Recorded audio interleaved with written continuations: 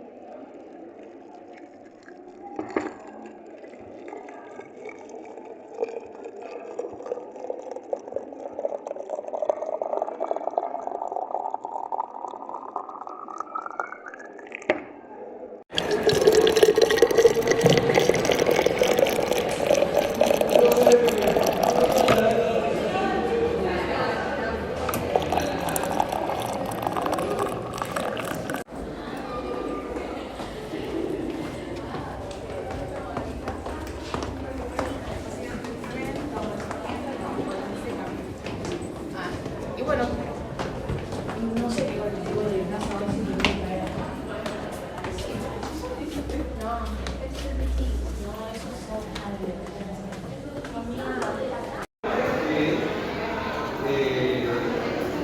Que un barrio de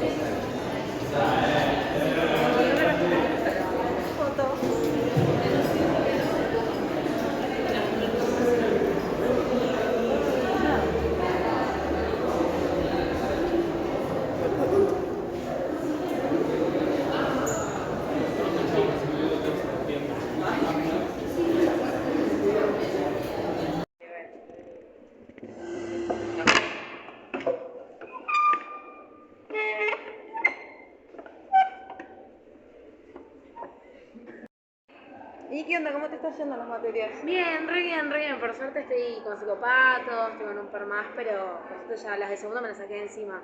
Ah, bueno, bien. Yo estoy cursando niñez y grupos. Uy, a mí mi me fue re mal. Tuve que ir a final y todo. Ay, yo la tengo en final todavía también. ¿Querés que te pase los resúmenes? ¡Ay, dale! ¡Buenísimo! Pero el final igual, viste que o sea, te queda una sola nota por la materia. Claro, sí. O sea, ir al final no pasa nada, medio te lo cuentan todas. Claro, eso. ¿Cómo? Que el promedio no es solo esa nota. El Si promedio- fuiste a rendir 2 veces y una que sacaste un 2 y en No, otra un 4 lo hablé, aprobado, no, pero el 2 también. lo hablé con César de Ley. Me dijo que solamente se carga una nota por materia. De hecho, si vos bajás el régimen, lo tengo acá mío. El promedio solo cuenta en esa nota. O sea, ellos sí